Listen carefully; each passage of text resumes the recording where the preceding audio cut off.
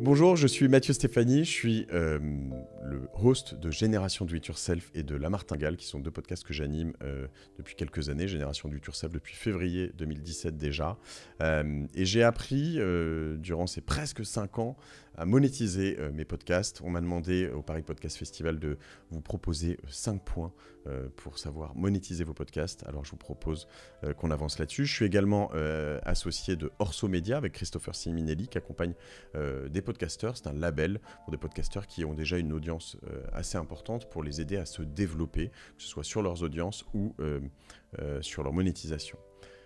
Pour commencer, pour gagner sa vie avec son podcast, je pense qu'il faut juste éviter de mettre des carrés dans des ronds. Il y a une chose qui est très très très importante, c'est d'être patient.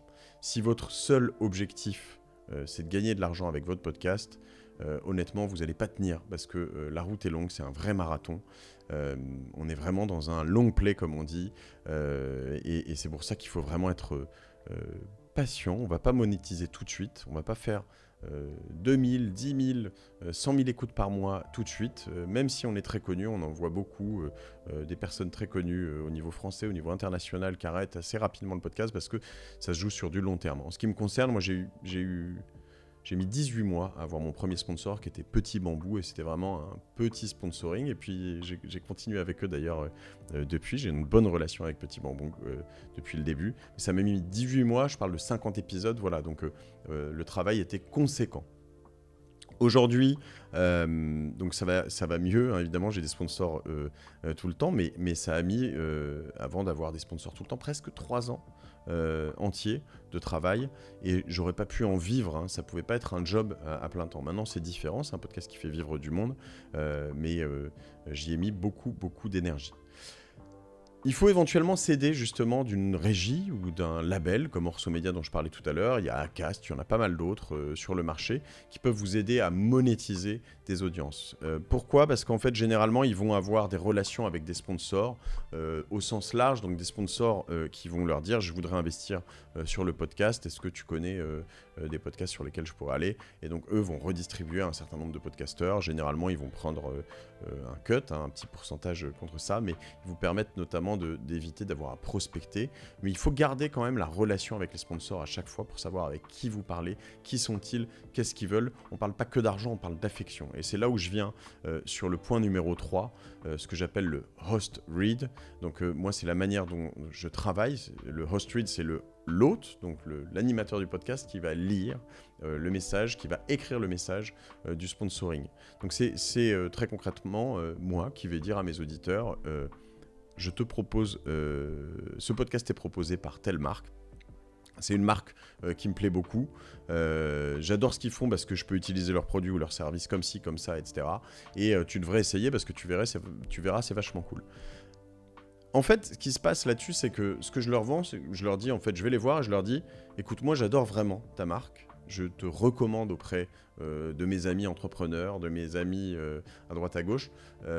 Mais ça, c'est dans ma sphère privée. Dans ma sphère publique, j'ai créé une grosse audience. Et si tu veux que je te recommande vraiment, que je t'endorse, que je sois un fidèle compagnon de ton déploiement et de ta marque, eh bien, c'est payant, c'est normal, c'est tout le travail que j'ai fait. Voilà. Donc, c'est assez simple, en fait, hein. C'est vraiment quelque chose dans lequel je suis authentique, droit dans mes bottes, et je soutiens une marque avec, on va dire, une vraie sincérité, une vraie fidélité dans le long terme. Et j'y reviendrai, c'est important le long terme. Je parlais de patience au début, le long terme, on y viendra tout à l'heure.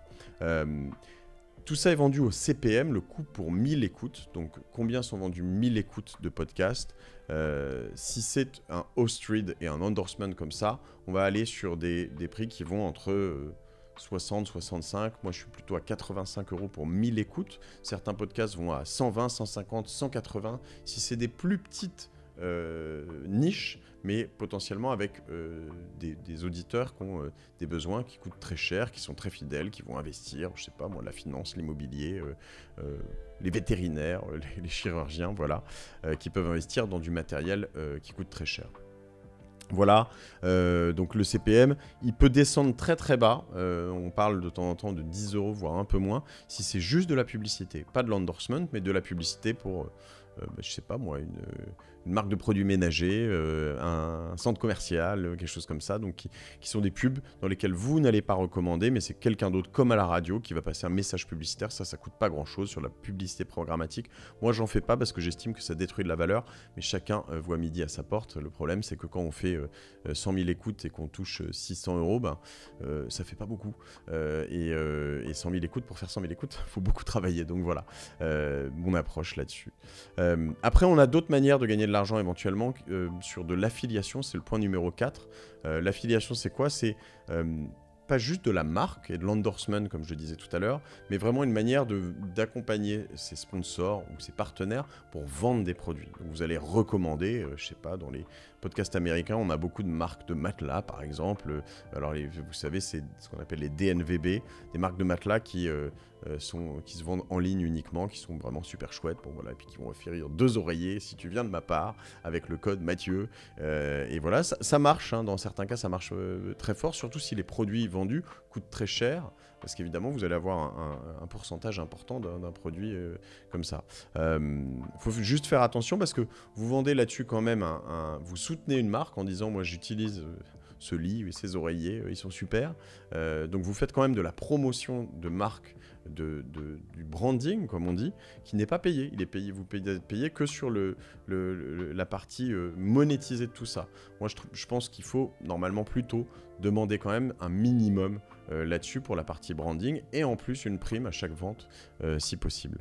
Voilà, vous avez aussi presque l'approche inverse, qui est de faire payer ses auditeurs sur ce qu'on appelle le tipping, sur Patreon, sur Hellotipeee, des plateformes qui vous permettent d'avoir des auditeurs qui vont vous payer pour différentes choses, mais généralement juste pour vous soutenir votre podcast, ce qui peut être très bien pour des podcasts qui ne peuvent pas être soutenus par des marques parce qu'ils sont sur des sujets très sensibles, des sujets des univers dans lesquels il n'y a pas beaucoup d'argent, mais sur des sujets très importants, potentiellement, qui peuvent être politiques, d'indépendance de la presse, etc., etc. Alors c'est un travail de longue haleine également, parce qu'il faut demander à des centaines ou des milliers d'auditeurs de payer 2 € par mois, 5 € par mois pour soutenir votre démarche. Ça doit être aussi évidemment très sincère, mais c'est un moyen très résilient de monétiser son podcast. Et enfin, en point numéro 5, je reviens presque sur le point numéro 1, je vous demandais d'être patient, et là je vais vous dire de penser long terme. Penser long terme, penser authenticité, penser long terme avec ses auditeurs, ça veut dire être toujours sincère, ne pas pousser des marques qui ne vous plaisent pas, ne pas pousser des marques, des produits que vous n'utilisez pas et que vous ne connaissez pas et que vous n'aimez pas, parce que ça s'entend, ça se sent. Et être sincère et penser long terme avec vos sponsors. C'est pareil, on ne change pas de sponsor du jour au lendemain. Un joueur de foot, une Formule 1, je ne sais pas, mais va pas du jour au lendemain changer de couleur, changer tout le temps, non.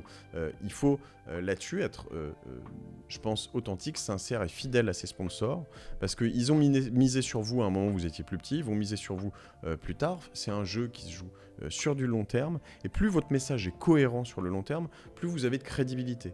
Si du jour au lendemain, je passe de telle boisson énergisante à telle boisson énergisante, de telle banque à telle banque, de tel aliment à tel aliment, de tel service à tel service, et que je passe ma vie à recommander à mes auditeurs, j'adore ce truc, c'est super, et le lendemain j'adore telle autre chose, c'est vraiment top, ça marche pas. Donc pensez long terme, avec vos sponsors, avec vos auditeurs, c'est un jeu de patience, c'est un jeu de sincérité, d'authenticité, on n'est pas sur Instagram, c'est l'avantage du média audio, c'est cette relation particulière qu'on crée avec ses auditeurs et ses sponsors. Voilà. J'espère que ça vous aura servi. On parle de tout ça dans notre masterclass Entreprendre un podcast avec Clémentine Gallet. Je vous invite à la découvrir. Il suffit de taper Entreprendre un podcast sur Google et puis vous trouverez... voilà, je ne suis pas sponsorisé par Google, donc vous pouvez aller aussi sur Bing ou je ne sais pas quel autre. Voilà. Approche. Ah si, je voudrais juste rajouter une chose. Ne prenez pas d'épisodes rémunérés sans le dire. Toutes vos rémunérations doivent être publiques, c'est hyper important. Souvent, moi, on me propose un invité en me disant je vais te payer X milliers d'euros pour qu'il passe sur ton podcast. Ça, c'est non, toujours. Alors, pour moi, c'est non. Si vous dites oui, vous avez le droit, mais dites-le à vos auditeurs. Sinon, vous allez avoir des gens qui vont payer, et là, vous faites cette rupture de confiance, ce long terme qui est pas respecté. Donc voilà, faites attention à tout ça, je pourrais vous en dire plein d'autres, je vais m'arrêter là. Et je vous dis à bientôt sur Génération Do It Yourself sur LinkedIn et sur Instagram. Salut!